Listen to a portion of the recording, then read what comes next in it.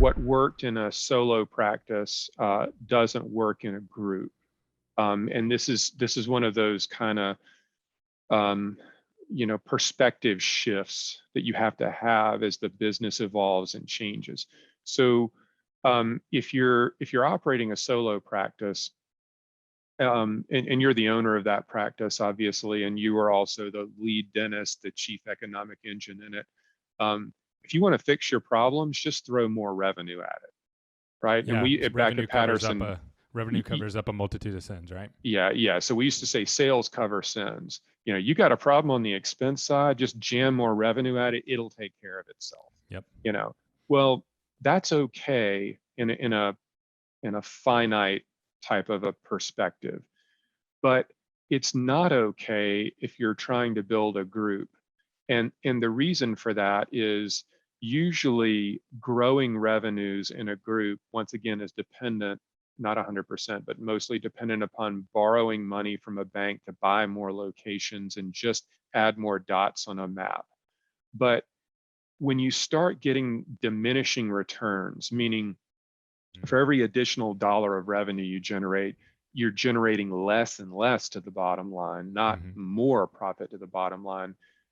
You can only do that for so long. Operating leverage, on the other hand, says for every additional dollar of revenue that I generate, I'm generating twice that amount in margin expansion. I'm running a more efficient business. I'm controlling my costs more. More of my revenue line drops to the bottom line because the fixed costs of my business, for all intents and purposes, stay fixed. Yes. And so the reason that that's important is because if you're going to build a group, you don't necessarily have to have an exit strategy. You don't have to build for exit. Build and operate is just fine. But if you're going to build a group, the bottom line and growing the bottom line fast is what matters most for two reasons.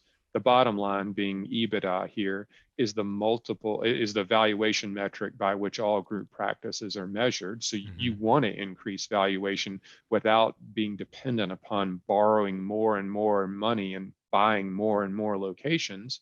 You'd like to generate more valuation with less input, less stress, and less headache. But the other thing is, if you're running a group practice that you want to build and operate, meaning you don't want to exit, then you're going to make more money in your pocket through distributions. And distributions are what's left over after all expenses and debt service is paid. Got it. So then when are people figuring this out? Like what stage? Because I know you guys don't work with solo doctors, right? And I know you're not working with the equity crowd. So you're in private equity back. Yeah, private equity, I should say. And then you have the operation consultants, and then you guys are the strategic suite level consultants. And so when you are operating in that space, that's a window like this, and there's opposite bookends there. At what point are people figuring this out? Is it at office 2 that they're like, oh, I need to get this in line, or is it coming later as they navigate through the space? So I think there are a couple of challenges that they all run into, and so that scenario that I just kind of laid out about increasing profitability at a faster rate than sales and everything is something that some of them may learn. They might have gone to business school and learned it, for one. Most don't go back and they get their MBA.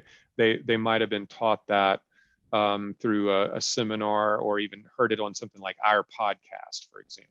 Yep. Because I think we're pretty generous about sharing educational information at fairly granular levels. Yeah, so we sure. we like talking in. about this. Yeah, we go deep on this stuff. So I think there's an opportunity to hear it. Do they learn it, process it, and execute on it is a totally different conversation, and that can have its challenges. Suffice to say, anybody that engages us is going to learn it real fast, because every consulting client we have, we build that financial model for a reason. And we dig into it at a very granular level and expose a lot of things. And inevitably, everybody's got something to fix in their business.